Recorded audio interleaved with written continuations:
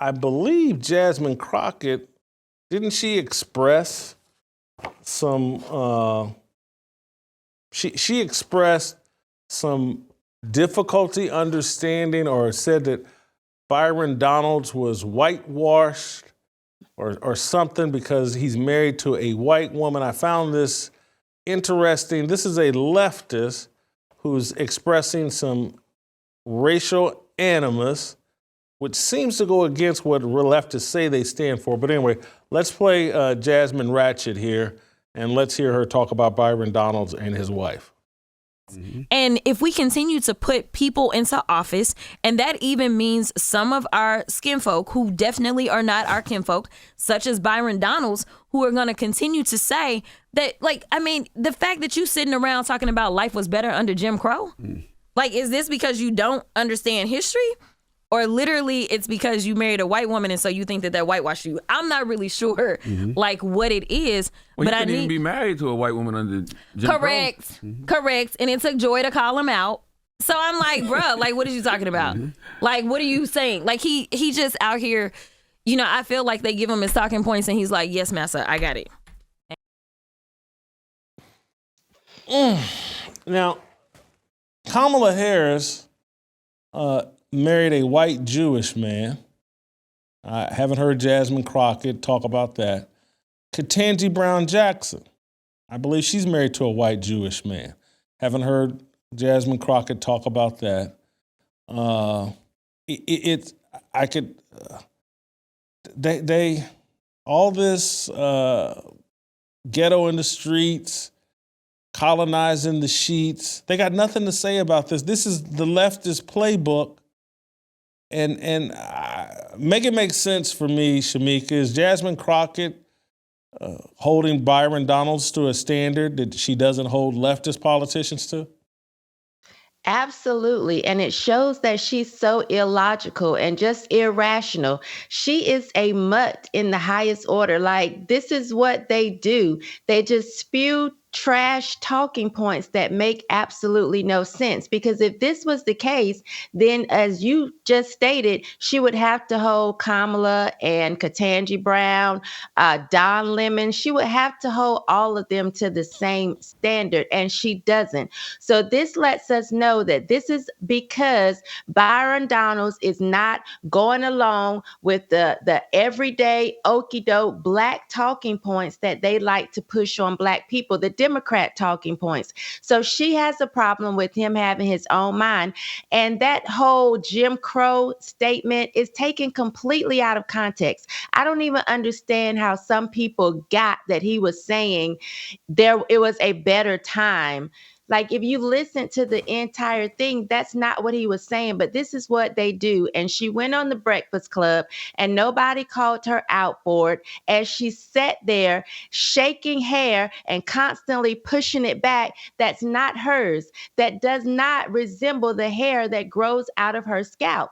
And I just don't take these type of women seriously because, again, when you see them online, they have so much to say about black men that marry white women, but nothing to say about black women that marry white men. I'm sure she has esteemed Serena Williams. She's probably big up Eve. She probably loved when Meghan Markle married Harry. But when it's the other way around, all of a sudden this man is whitewashed, or it's because he's skin folk but not kinfolk.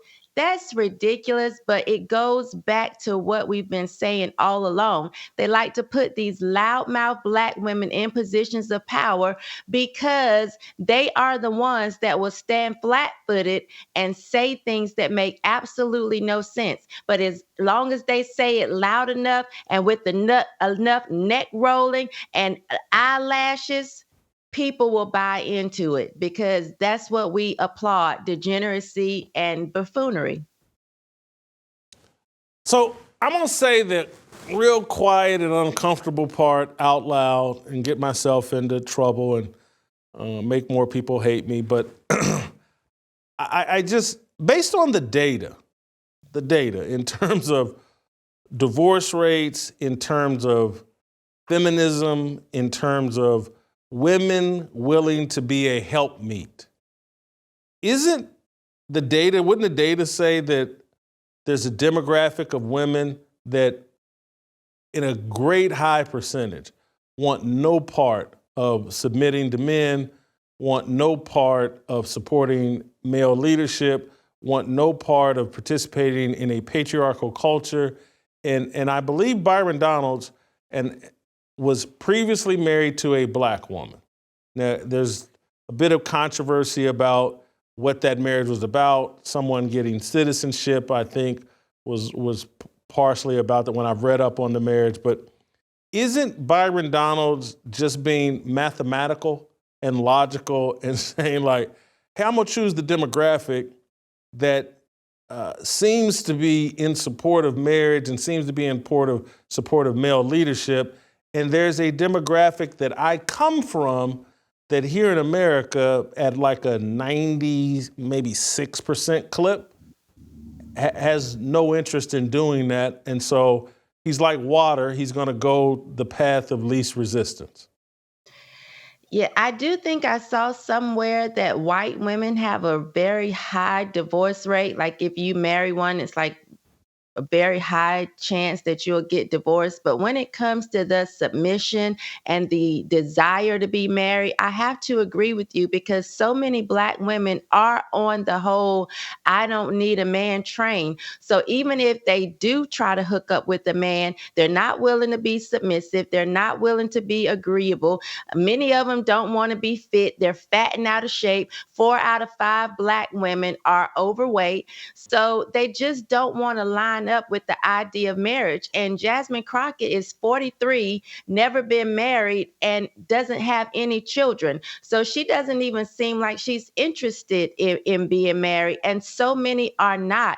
They want to have children, some of them, but not want to actually be a helpmeet. They don't want to bring that support and assistance to a man, and they just don't want to do it. So I do think Byron Donalds has been married for 20 years. This woman is tried and true at this point. So hopefully that didn't shake him. I'm pretty sure it didn't. But no one is going to actually look and say, you know, Jasmine has a point. She doesn't have a point when you look at all of the Democrats that she tells us we need to support that have also married outside of their race. I don't want to beat up. Well, I actually do want to beat up this point just because I just think it's important.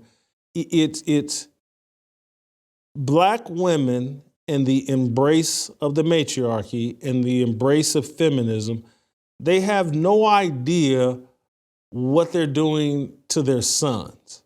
And so you become a mother while being a feminist, while preaching, I don't need a man, and you don't understand the nature of your son. Even if he's raised improperly, there's something within a man that wants to be a leader, wants to be a patriarch. And if he doesn't see the helpmeet mentality in his mother, he's gonna start assuming like, hey, this ain't what Black women do. And if he has that desire of like, hey, I want to help me, I want an anti-feminist, not a feminist, and his example in his home and in his upbringing is a hardcore feminist, it's going to make him look elsewhere for, okay, well, who was raised in a home and who actually wants to support a man and live out a biblical lifestyle?